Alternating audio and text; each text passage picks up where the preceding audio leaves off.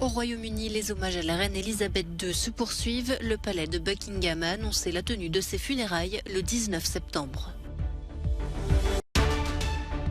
Charles III a été officiellement proclamé roi ce samedi au palais St James à Londres. Retour sur cette journée historique. L'Ukraine poursuit sa contre-offensive dans l'est du pays. Ce samedi, elle a annoncé la reprise par ses troupes de la ville de Kupiansk. My whole life, whether it be long or short, shall be devoted to your service and to the service of our great imperial family. Alors que le palais de Buckingham a annoncé la tenue des funérailles d'Elisabeth II le 19 septembre, les hommages à la reine se poursuivent. Plusieurs membres de la famille royale, notamment ses petits-enfants et enfants, ont déposé ce samedi des fleurs devant les portes du château de Windsor et du château de Balmoral en Écosse, où est décédée la reine jeudi. À l'extérieur, de nombreux citoyens étaient également rassemblés pour déposer eux aussi des bouquets ou des mots devant les grilles de la résidence royale écossaise. 3 jours après le décès de la reine, l'émotion est toujours grande parmi ces sujets. Elle était une figure de proue, elle était toujours là, toujours fiable, toujours saine d'esprit et raisonnable, gardant ses opinions pour elle, mais guidant en arrière-plan, probablement. Je suis dévasté. Pour être honnête, c'est le seul mot que je peux utiliser.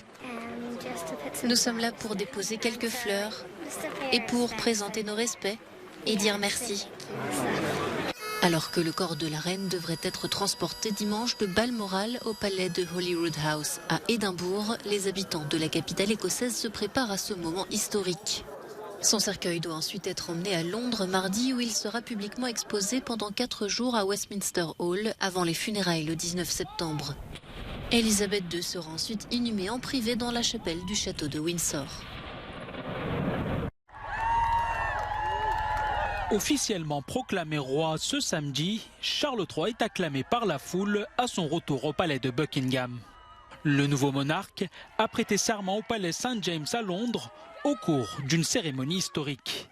Charles III s'installe comme chef d'État avec pour lourde tâche de succéder à Elisabeth II, une monarque très populaire. La proclamation du roi a été lue une 2e fois sur les marches du Royal Exchange de la City. Majesty the King. Hip hip, hooray! Hip hip, hooray! Hip hip, hooray! La cérémonie, télévisée pour la première fois, a eu lieu en présence du nouvel héritier du trône William, de la première ministre Liz Truss et de plusieurs de ses prédécesseurs.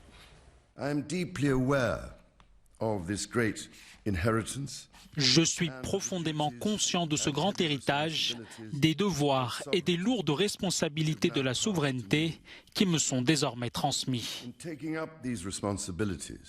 En assumant ces responsabilités, je m'efforcerai de suivre l'exemple inspirant qui m'a été donné de faire respecter le gouvernement constitutionnel et de rechercher la paix, l'harmonie et la prospérité des peuples de ces îles et des royaumes et territoires du Commonwealth dans le monde entier.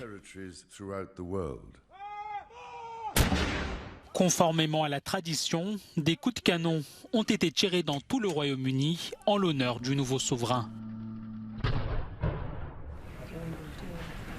Au Parlement, députés et lords ont prêté allégeance à Charles III. C'est avec une Bible en main que la première ministre britannique Liz Truss a juré d'être fidèle au nouveau roi lors d'une session extraordinaire du Parlement.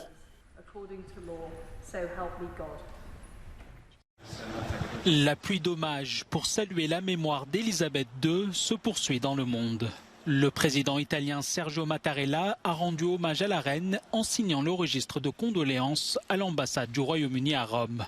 La reine Elisabeth II a inspiré par sa sagesse et son exemplarité des générations entières, a écrit le dirigeant italien. En France, l'ancien président François Hollande s'est rendu samedi à l'ambassade britannique à Paris pour signer le registre de condoléances. À la reine Elisabeth, qui a défendu les valeurs de paix, de liberté et de démocratie, a écrit l'ancien locataire de l'Élysée. En Australie, des responsables politiques ont déposé des couronnes de fleurs au pied d'une statue de bronze de la reine Elisabeth. Bien que son rôle soit largement cérémoniel, le monarque britannique est également le chef d'État en Australie, l'un des 14 royaumes en dehors du Royaume-Uni. Elle était très travailleuse et respectueuse. C'est formidable d'avoir eu une femme qui a été si fidèle à ses fonctions et qui a représenté tant de choses pour tant de personnes. L'ancienne plus grande colonie anglaise aussi salue la mémoire de la reine. En Inde, des étudiants de Bombay ont réalisé vendredi des œuvres d'art en hommage à la souveraine. Les jeunes artistes ont exposé les portraits colorés de la reine dans la rue.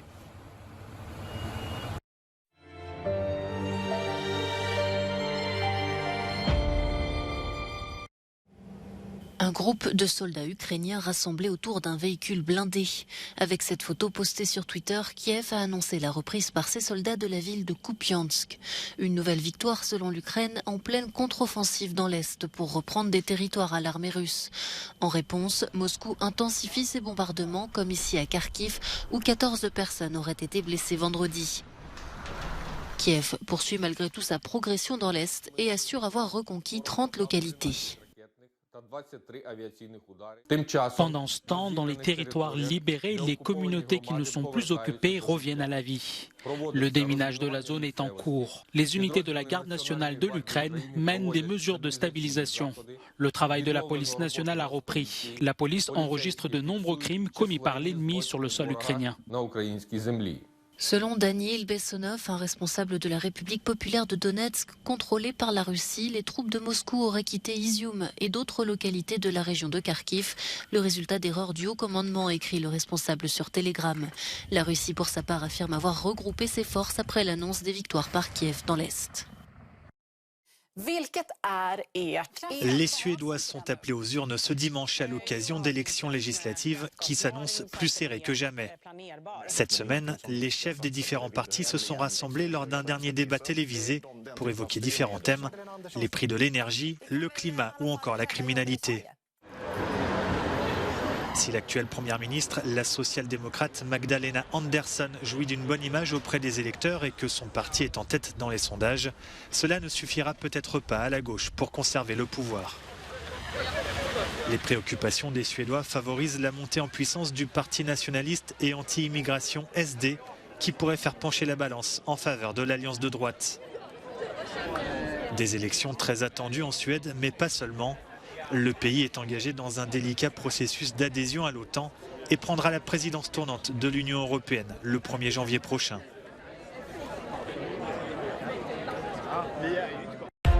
En Croatie, un train de passagers est entré en collision vendredi soir avec un train de marchandises qui était à l'arrêt.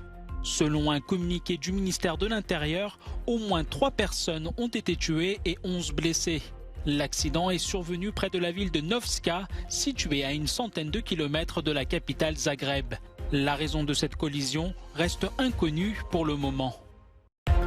Dans le nord de la Californie, le Mosquito Fire continue de ravager des milliers d'hectares de végétation. Plus de 5700 personnes ont dû être évacuées alors que l'incendie est toujours hors de contrôle. La Californie est également menacée par la tempête Kay qui pourrait provoquer des coulées de boue et des inondations. Cet État américain est particulièrement vulnérable au changement climatique qui accentue les événements météorologiques extrêmes. La Fondation Cartier à Paris propose une exposition consacrée à Sally Gabori. Cette artiste autodidacte aborigène décédée en 2015 est aujourd'hui considérée comme l'une des plus grandes artistes contemporaines d'Australie. 30 peintures sont présentées, dont certaines monumentales, pour la première exposition consacrée exclusivement à cette artiste en Europe. Sally Gabori a commencé son œuvre à l'âge de 80 ans et produit plus de 2000 peintures. À Vienne, le musée Albertina abrite l'une des plus importantes collections européennes d'art moderne, celle d'Herbert Batliner, riche collectionneur du Liechtenstein décédé en 2019. Avec plus de 500 œuvres, le visiteur voyage de l'impressionnisme français au fauvisme, en passant par l'expressionnisme allemand, l'avant-garde russe et le surréalisme. Une exposition permanente exceptionnelle.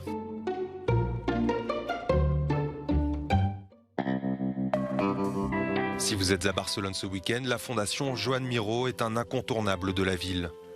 Des espaces lumineux intérieurs comme extérieurs permettent aux visiteurs de cheminer dans le bâtiment pour découvrir les multiples talents de l'artiste.